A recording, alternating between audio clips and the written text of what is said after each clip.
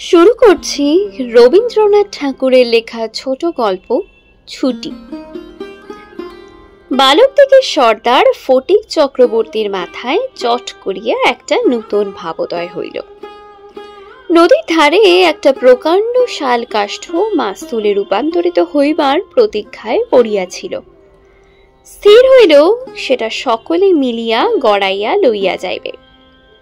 যে ব্যক্তির কাঠ আবশ্যককালে তাহার যে কতখানি বিস্ময় বিরক্তি এবং অসুবিধা বোধ হইবে তাহাই উপলব্ধি করিয়া বালকেরা এই প্রস্তাবে সম্পূর্ণ অনুমোদন করিল। কোমর বাঁধিয়া সকলেই যখন মনোযোগের সহিত কার্যে প্রবৃত্ত হইবার উপক্রম করিতেছে, এমন সময় ফটিকের কনিষ্ঠ মাখনলাল গম্ভীরভাবে সে গুঁড়ির ওপর গিয়া বসিল। ছেলেরা তাহার এইরূপ উদার ঔদাসীন্য দেখিয়া কিছুটা বিমর্ষ হইয়া গেল। একজন আসিয়া ভয় ভয় তাহাকে একটু আদ্র ঠেলিল, কিন্তু সে তাহাতে কিছু মাত্র বিচলিত হইল না। এই অকাল তত্ত্বজ্ঞানী মানব সকল প্রকার ক্রিয়ার অসারতা সম্বন্ধে নীরবে চিন্তা করিতে লাগিল। ফটিক আসিয়া আস্ফালন করিয়া কহিল, দেখ মার খাবি, এই বেলা ওঠ। সে তাহাতে আরো একটু নড়িয়া চড়াইয়া আসনটি বেশ স্থায়ী রূপে দখল করিয়া লইল। এরূপ স্থলে সাধারণের নিকট রাজ সম্মান রক্ষা করিতে হইলে অবাধ্য ভ্রাতার গণ্ড দেশে অনতি বিলম্বে এক চর কষাইয়া দিয়া ফটিকের কর্তব্য ছিল। সাহস হইল না, কিন্তু এমন একটা ভাব ধারণ করিল যেন ইচ্ছা করিলেই এখনই উহাকে রীতিমতো শাসন করিয়া দিতে পারে, কিন্তু করিল না। কারণ পূর্বাপেক্ষা আর একটা ভালো খেলা মাথায় উদয় হইয়াছে, তাহাতে তার একটু বেশি মজা আছে। প্রস্তাব করিল, মাখনকে শুদ্ধ ওই কাজ গড়াইতে আরম্ভ করা যাক। মাখন মনে করিল ইহাতে তাহার গৌরব আছে, কিন্তু অন্যান্য পার্থিব গৌরবের ন্যায় ইহার আনুষঙ্গিক যে বিপদের সম্ভাবনাও আছে তাহা তাহার কিংবা আর কাহারও মনে উদয় হয় নাই। ছেলেরা কোমর বাঁধিয়া ঠেলিতে আরম্ভ করিল। মারো, ঠেলা হাইও, সাবাস জোয়ান হেইও। গুড়ি এক পাক ঘুরিতে না ঘুরিতেই মাখন তাহার গাম্ভীর্য গৌরব এবং তত্ত্বজ্ঞান সমেত ভূমিষ্যাৎ হইয়া গেল। খেলার আরম্ভে এইরূপ আশাতীত ফল লাভ করিয়া অন্যান্য বালকেরা বিশেষ হৃষ্ট হইয়া উঠিল, কিন্তু ফটিক কিছু শশব্যস্ত হইল। মাখন তৎক্ষণাৎ ভূমিশয্যা ছাড়িয়া ফটিকের উপরে গিয়া পড়িল, একেবারে অন্ধভাবে মারিতে লাগিল। তাহার নাকে মুখে আঁচড় কাটিয়া কাঁদিতে কাঁদিতে গৃহাভিমুখে গমন করিল। খেলা ভাঙিয়া গেল। ফটিক গোটা কত কাশ উৎপাদন করিয়া লইয়া একটা অর্ধ নিমগ্ন নৌকার গলুইয়ের ওপরে চড়িয়া বসিয়া চুপচাপ করিয়া কাশের গোড়া চিবাইতে লাগিল। এমন সময় একটি বিদেশি নৌকা ঘাটে আসিতে লাগিল। একটি অর্ধবয়সী ভদ্রলোক কাঁচা গোঁফ এবং পাকা চুল লইয়া বাহির হইয়া আসিলেন। বালককে জিজ্ঞাসা করিলেন, চক্রবর্তীদের বাড়ি কোথায়? বালক ডাঁটা চিবাইতে চিবাইতে কহিল, ওই হোতা, কিন্তু কোন দিকে যে নির্দেশ করিল কাহারও বুঝিবার সাধ্য রহিল না। ভদ্রলোকটি আবার জিজ্ঞাসা করিলেন, কোথা? সে বলিল, জানি নে, বলিয়া পূর্ববৎ তৃণমূল হইতে রস গ্রহণে প্রবৃত্ত হইল। বাবুটি তখন অন্য লোকের সাহায্য অবলম্বন করিয়া চক্রবর্তীদের গৃহের সন্ধানে চলিলেন। অবিলম্বে বাঘা বাগ দিয়ে আসিয়া কহিল, ফটিক দাদা, মা ডাকছে। ফটিক কহিল, যাব না। বাহা তাগা তাগাকে বলপূর্বক আর কোলা করিয়া তুলিয়া লইয়া গেল। ফটিক নিষ্ফল আক্রোশে হাত পা ছুঁড়িতে লাগিল। ফটিককে দেখিবা মাত্র তাহার মা অগ্নিমূর্তি হইয়া কহিলেন, আবার তোর মাখনকে মেরেছিস? ফটিক কহিল, না, মারিনি। ফের মিথ্যা কথা বলছিস? কখনো মারিনি, মাখনকে জিজ্ঞাসা করো। মাখনকে প্রশ্ন করাতে মাখন আপনার পূর্ব নালিশের সমর্থন করিয়া কহিল, হ্যাঁ মেরেছে। তখন আর ফটিকের সহ্য হইল না। দ্রুত গিয়া মাখনকে এক সশব্দ চর কষাইয়া দিয়া কহিল, ফের মিথ্যে কথা। মা মাখনের পক্ষ লইয়া ফটিককে সবেগে নাড়া দিয়া তাহার পৃষ্ঠে 2-3টা প্রবল চপেটাঘাত করিলেন। ফটিক মাকে ঠেলিয়া দিল। মা চিৎকার করিয়া কহিলেন, হ্যাঁ, তুই আমার গায়ে হাত তুলিস? এমন সময় সেই কাঁচা পাকা বাবুটি ঘরে ঢুকিয়া বলিলেন, কি হচ্ছে তোমাদের? ফটিকের মা বিস্ময়ে আনন্দে অভিভূত হইয়া কহিলেন, ওমা, এ যে দাদা, তুমি কবে এলে? বলিয়া গড় করিয়া প্রণাম করিলেন। বহুদিন হইল দাদা পশ্চিমে কাজ করিতে গিয়াছিলেন। ইতিমধ্যে ফটিকের মার 2 সন্তান হইয়াছে। তাহারা অনেকটা বাড়িয়া উঠিয়াছে। তাহার স্বামীর মৃত্যু হইয়াছে, কিন্তু একবারও দাদার সাক্ষাৎ পায় নাই। আজ বহুকাল পরে দেশে ফিরিয়া আসিয়া বিশ্বম্ভর বাবু তাহার ভগিনীকে দেখিতে আসিয়াছেন। কিছুদিন খুব সমারোহে গেল। অবশেষে বিদায় লইবার 2-1 দিন পূর্বে বিশ্বম্ভর বাবু তাহার ভগিনীকে ছেলেদের পড়াশোনা এবং মানসিক উন্নতি সম্বন্ধে প্রশ্ন করিলেন। উত্তরে ফটিকের অবাধ্য উচ্ছৃঙ্খলতা, পাঠে অমনোযোগ এবং মাখনের সুশান্ত সুশীলতা এবং বিদ্যানুরাগের বিবরণ শুনিলেন। তাহার ভগিনী কহিলেন, ফটিক আমার হাড় জ্বালাতন করিয়াছে। শুনিয়া বিশ্বম্ভর বাবু প্রস্তাব করিলেন, তিনি ফটিককে কলিকাতায় লইয়া গিয়া নিজের কাছে রাখিয়া শিক্ষা দিতেন। বিধবা এই প্রস্তাবে সহজেই সম্মত হইলেন। ফটিককে জিজ্ঞাসা করিলেন, কেমন রে ফটিক, মামার সঙ্গে কলকাতায় যাবি? ফটিক লাফাইয়া উঠিয়া বলিল, যাব। যদিও ফটিককে বিদায় করিতে তাহার মায়ের আপত্তি ছিল না, কারণ তাহার মনে সর্বদাই আশঙ্কা ছিল কোন দিন সে মাখনকে জলেই ফেলিয়া দেয়, কি মাথা ফাটায়, কি একটা দুর্ঘটনা ঘটায়। তথাপি ফটিকের বিদায় গ্রহণের জন্য এতাদৃশ আগ্রহ দেখিয়া তিনি ঈষৎ ক্ষুণ্ণ হইলেন। কবে যাবে, কখন যাবে করিয়া ফটিক তাহার মামাকে অস্থির করিয়া তুলিল। উৎসাহে তাহার রাত্রে নিদ্রা হয় না। অবশেষে যাত্রাকালে আনন্দের ঔদার্য বশত তাহার ছিপ ঘুড়ি লাটাই সমস্ত মাখনকে পুত্র পৌত্রাদিক্রমে ভোগ দখল করিবার পুরো অধিকার দিয়া গেল। কলিকাতায় মামার বাড়ি পৌঁছিয়া প্রথমত মামির সঙ্গে আলাপ হইল। মামি এই অনাবশ্যক পরিবার বৃদ্ধিতে মনে মনে যে বিশেষ সন্তুষ্ট হইয়াছিলেন তাহা বলিতে পারি না। তাহার নিজের 3টি ছেলে লইয়া তিনি নিজের নিয়মে ঘর কন্যা পাতিয়া বসিয়াছেন। ইহার মধ্যে সহসা একটি 13 বছরের অপরিচিত অশীতি পাড়া গাঁয়ে ছেলে ছাড়িয়া দিলে কিরূপ একটা বিপদের সম্ভাবনা উপস্থিত হয়। বিশ্বম্ভরের এত বয়স হইল, তবু কিছু মাত্র যদি জ্ঞান কাণ্ড আছে। বিশেষত 13-14 বছরের ছেলের মতো পৃথিবীতে এমন বালাই আর নাই। শোভাও নেই, কোনো কাজেও লাগে না, স্নেহ উদ্রেক করে না, তাহার সঙ্গ সুখও বিশেষ প্রার্থনীয় নয়। তাহার মুখে আধো আধো কথাও ন্যাকামি, পাকা কথাও জ্যাঠামি এবং কথা মাত্রই প্রগল্ভতা। হঠাৎ কাপড় চোপড়ের পরিমাণ রক্ষা না করিয়া বেমানান রূপে বাড়িয়া ওঠে। লোকে সেটা তাহার একটি কুশ্রী স্পর্ধা স্বরূপ জ্ঞান করে। তাহার শৈশবের লালিত্য এবং কণ্ঠস্বরের মিষ্টতা সহসা চলিয়া যায়। লোকে সেজন্য তাহাকে মনে মনে অপরাধ না দিয়া থাকিতে পারে না। শৈশব এবং যৌবনের অনেক দোষ মাপ করা যায়, কিন্তু এই সময় কোনো স্বাভাবিক অনিবার্য ত্রুটিও যেন অসহ্য বোধ হয়। সেও সর্বদা মনে মনে বুঝিতে পারে পৃথিবীর কোথাও সে ঠিক খাপ খাইতেছে না। এই জন্য আপনার অস্তিত্ব সম্বন্ধে সর্বদা লজ্জিত এবং ক্ষমাপ্রার্থী হইয়া থাকে। অথচ এই বয়সেই স্নেহের জন্য কিঞ্চিত অতিরিক্ত কাতরতা মনে জন্মায়। এই সময় যদি সে কোনো সহৃদয় ব্যক্তির নিকট হইতে স্নেহ কিংবা সখ্য লাভ করিতে পারে, তবে তাহার নিকট আত্মবিকৃত হইয়া থাকে। কিন্তু তাহাকে স্নেহ করিতে কেহ সাহস করে না, কারণ সেটা সাধারণে প্রশ্রয় বলিয়া মনে করে। সুতরাং তাহার চেহারা এবং ভাবখানা অনেকটা প্রভুহীন পথের কুকুরের মতো হইয়া যায়।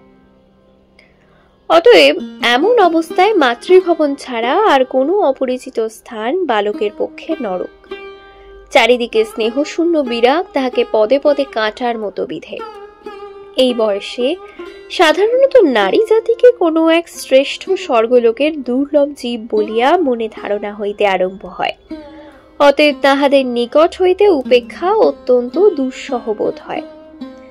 মামি স্নেহহীন চোখে সে যে একটা দুর্গ্রহের মতো প্রতিভাত হইতেছে, এইটি ফটিকের সবচেয়ে বাজিত। মামি যদি দৈবাৎ তাহাকে কোনো একটা কাজ করিতে বলিতেন, তাহা হইলে সে মনের আনন্দে যতটা আবশ্যক তার চেয়ে বেশি কাজ করিয়া ফেলিত। অবশেষে মামি যখন তার উৎসাহ দমন করিয়া বলিতেন, ঢের হয়েছে ঢের হয়েছে, ওতে আর তোমায় হাত দিতে হবে না, এখন তুমি নিজের কাজে মন দাওগে, একটু পরগে যাও, তখন তাহার মানসিক উন্নতির প্রতি মামির এতটা যত্ন বাহুল্য তাহার অত্যন্ত নিষ্ঠুর অবিচার বলিয়া মনে হইত। ঘরের মধ্যে এরূপ অনাদর ইহার পর আবার হাঁপ ছাড়িবার জায়গা ছিল না। দেওয়ালের মধ্যে আটকা পড়িয়া কেবলই তাহার সেই গ্রামের কথা মনে পড়িত। প্রকাণ্ড একটা ধাউস খুঁড়ি লইয়া বো বো শব্দে উড়াইয়া বেড়াইবার সেই মাঠ, তাইরে নাইরে নাইরে না করিয়া উচ্চস্বরে স্বরচিত রাগিনী আলাপ করিয়া অকর্মণ্য ভাবে ঘুরিয়া বেড়াইবার সেই নদী তীর, দিনের মধ্যে যখন তখন ঝাঁপ দিয়া পড়িয়া সাঁতার কাটিবার সেই সংকীর্ণ স্রোতশ্রেণী, সেসব দলবল উপদ্রব, স্বাধীনতা এবং সর্বোপরি সেই অত্যাচারিণী অবিচারিণী মা অহর্নিশি তাহার নিরুপায় চিত্তকে আকর্ষণ করিত। জন্তুর মতো এক প্রকার অবুঝ ভালোবাসা, কেবল একটা কাছে যাইবার অন্ধ ইচ্ছা, কেবল একটা না দেখিয়া অব্যক্ত ব্যাকুলতা, গধূলি সময়ের মাতৃহীন বৎসের মতো কেবল একটা আন্তরিক মা মা ক্রন্দন, সেই লজ্জিত শঙ্কিত শীর্ণ দীর্ঘ অসুন্দর বালকের অন্তরে কেবলই আলোড়িত হইত। স্কুলে এত বড় নির্বোধ এবং অমনোযোগী বালক আর ছিল না। একটা কথা জিজ্ঞাসা করিলে সে হাঁ করিয়া চাহিয়া থাকিত। মাস্টার যখন মার আরম্ভ করিত, তখন ভারকান্ত গর্ধবের মতো নীরবে সহ্য করিত। ছেলেদের যখন খেলিবার ছুটি হইত, তখন জানলার কাছে দাঁড়িয়া দূরের বাড়িগুলার ছাদ নিরীক্ষণ করিত। যখন সেই দ্বীপ্রহর রৌদ্রে কোনো একটা ছাদে দুটি একটি ছেলে মেয়ে কিছু একটা খেলার ছলে ক্ষণকের জন্য দেখা দিয়া যাইত, তখন তাহার চিত্র অধীর হইয়া উঠিত। একদিন অনেক প্রতিজ্ঞা করিয়া অনেক সাহসে মামাকে জিজ্ঞাসা করিও, মামা, মার কাছে কবে যাব? মামা বলিয়াছিলেন, স্কুলের ছুটি হোক। কার্তিক মাসের পুজোর ছুটি, সে এখনো ঢের দেরি। একদিন ফটিক তাহার স্কুলের বই হারাইয়া ফেলিল। একে তো সহজেই পড়া তৈরি হয় না, তাহার উপর বই হারাইয়া একেবারে নাচার হইয়া পড়িল। মাস্টার প্রতিদিন তাহাকে অত্যন্ত মারধর অপমান করিতে আরম্ভ করিলেন। স্কুলে তাহার এমন অবস্থা হইল যে তাহার মামাতো ভাইরা তাহার সহিত সম্বন্ধ স্বীকার করিতে লজ্জাবোধ করিত। ইহার কোনো অপমানে তাহারা অন্যান্য বালকের চেয়েও যেন বলপূর্বক বেশি করিয়া আমোদ প্রকাশ করিত। অসহ্য বোধ হওয়াতে একদিন ফটিক তাহার মামির কাছে নিতান্ত অপরাধীর মতো গিয়া কহিল, বই হারিয়ে ফেলেছি। মামি অধরের দুই প্রান্তে বিরক্তির রেখা অঙ্কিত করিয়া বলিলেন, বেশ করেছ, আমি তোমাকে মাসের মধ্যে 5 বার করে বই কিনে দিতে পারিনে। ফটিক আর কিছু না বলিয়া চলিয়া আসিল। সে যে পরের পয়সা নষ্ট করিতেছে, এই মনে করিয়া তাহার মায়ের ওপর অত্যন্ত অভিমান উপস্থিত হইল। নিজের হীনতা এবং দৈন্য তাহাকে মাটির সহিত মিশাইয়া ফেলিল। স্কুল হইতে ফিরিয়া সেই রাত্রে তাহার মাথা ব্যথা করিতে লাগিল এবং গা শিরশির করিয়া আসিল। বুঝিতে পারিল তাহার জ্বর আসিতেছে। বুঝিতে পারিল ব্যাম বাঁধাইলে তাহার মামির প্রতি অত্যন্ত অনর্থক উপদ্রব করা হইবে। মামি এই ব্যামটাকে যে কিরূপ একটা অকারণ অনাবশ্যক জ্বালাতনের স্বরূপ দেখিবে, তাহা সে স্পষ্ট উপলব্ধি করিতে পারিল। রোগের সময় এই অকর্মণ্য অদ্ভুত নির্বোধ বালক পৃথিবীতে নিজের মা ছাড়া আর কাহারও কাছে সেবা পাইতে পারে, এরূপ প্রত্যাশা করিতে তাহার লজ্জাবোধ হইতে লাগিল। পরদিন প্রাতঃকালে ফটিককে আর দেখা গেল না। চতুর্দিকে প্রতিবেশীদের ঘরে খোঁজ করিয়া তাহার কোনো সন্ধান পাওয়া গেল না। সেদিন আবার রাত্রি হইতে মুষলধারে শ্রাবণের বৃষ্টি পড়িতেছে। সুতরাং তাহার খোঁজ করিতে লোকজনকে অনর্থক অনেক ভিজিতে হইল। অবশেষে কোথাও না পাইয়া বিশ্বম্ভর বাবু পুলিশে খবর দিলেন। সমস্ত দিনের পর সন্ধ্যার সময় একটি গাড়ি আসিয়া বিশ্বম্ভর বাবুর বাড়ির সম্মুখে দাঁড়াইল। তখনও ঝুপঝুপ করিয়া অবিশ্রাম বৃষ্টি পড়িতেছে। রাস্তায় এক হাঁটু জল দাঁড়াইয়া গিয়াছে। দুজন পুলিশের লোক গাড়ি হইতে ফটিককে ধরাধরি করিয়া নামাইয়া বিশ্বম্ভর বাবুর নিকট উপস্থিত হইল। তাহার আপাত মস্তক ভিজা, সর্বাঙ্গে কাদা, মুখ চক্ষু লোহিত বর্ণ, থরথর করিয়া কাঁপিতেছে। বিশ্বম্ভর বাবু প্রায় কোলে করিয়া তাহাকে অন্তঃপুরে লইয়া গেলেন। মামি তাকে দেখিয়াই বলিয়া উঠিলেন, কেন বাপু, পরের ছেলেকে নিয়ে কেন এই কর্মভোগ? দাও, ওকে বাড়ি পাঠিয়ে দাও। বাস্তবিক সমস্ত দিন দুশ্চিন্তায় তাহার ভালোরূপ আহারাদি হয় নাই, এবং নিজের ছেলেদের সহিত না হোক অনেক খিটখিট করিয়াছে। ফটিক কাঁদিয়া উঠিয়া কহিল, আমি মার কাছে যাচ্ছিলুম, আমাকে ফিরিয়ে এনেছে। বালকের জ্বর অত্যন্ত বাড়িয়া উঠিল। সমস্ত রাত্রি প্রলাপ বকিতে লাগিল। বিশ্বম্ভর বাবু চিকিৎসক লইয়া আসিলেন। ফটিক তাহার রক্তবর্ণ চক্ষু একবার উন্মিলিত করিয়া কড়িকাঠের দিকে হতবুদ্ধিভাবে তাকাইয়া কহিল, মামা, আমার ছুটি হয়েছে কি? বিশ্বম্ভর বাবু রুমালে চোখ মুছিয়া সস্নেহে ফটিকের শীর্ণ তপ্ত হাতখানি হাতের উপর তুলিয়া লইয়া তাহার কাছে আসিয়া বসিলেন। ফটিক আবার বিড়বিড় করিয়া বকিতে লাগিল। বলিল, মা, আমাকে মারিস নে মা, সত্যি বলছি, আমি কোনো দোষ করিনি। পরের দিন বেলা কিছুক্ষণের জন্য সচেতন হইয়া ফটিক তাহার প্রত্যাশায় ফ্যাল করিয়া ঘরের চারিদিকে চাহিল। নিরাশ হইয়া আবার নীরবে দেওয়ালের দিকে মুখ করিয়া পাশ ফিরিয়া শুইল। বিশ্বম্ভর বাবু তাহার মনের ভাব বুঝিয়া তাহার কানের কাছে মুখ নত করিয়া মৃদুস্বরে কহিলেন, ফটিক, তোর মাকে আনতে পাঠিয়েছি। তাহার পরদিনও কাটিয়া গেল। ডাক্তার চিন্তিত বিমর্ষ মুখে জানিয়েছিলেন, অবস্থা বড়ই খারাপ। বিশ্বম্ভর বাবু স্তিমিত প্রদীপে রোগ শয্যায় বসিয়া প্রতি মুহূর্তেই ফটিকের মাতার জন্য প্রতীক্ষা করিতে লাগিলেন। ফটিক খালাসিদের মতো সুর করিয়া করিয়া বলিতে লাগিল, এক বাও মেলে না, দো বাও মেলে, হে হে না।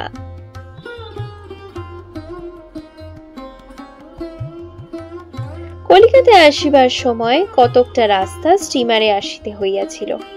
খালাসিরা কাছে ফেলিয়া সুর করিয়া জল মাপিত।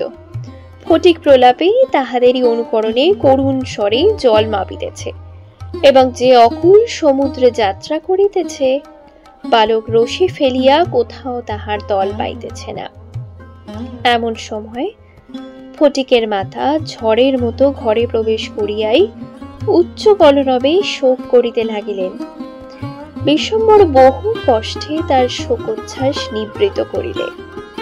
তিনি শয্যার ওপর আছাড় খাইয়া পড়িয়া উচ্চস্বরে ডাকিলেন, ফটিক, সোনা, মানিক আমার। ফটিক যেন অতি সহজেই তাহার উত্তর দিয়া কহিল, হ্যাঁ। মা আবার ডাকিলেন, ওরে ফটিক, বাপ ধন রে। ফটিক আস্তে আস্তে পাশ ফিরিয়া কাহাকেও লক্ষ্য না করিয়া মৃদু স্বরে কহিল, মা, এখন আমার ছুটি হয়েছে মা, এখন আমি বাড়ি যাচ্ছি। শেষ হলো গল্প ছুটি। ভালো লাগলে অবশ্যই লাইক করবেন এবং চ্যানেলটাকে সাবস্ক্রাইব করে পাশে থাকবেন।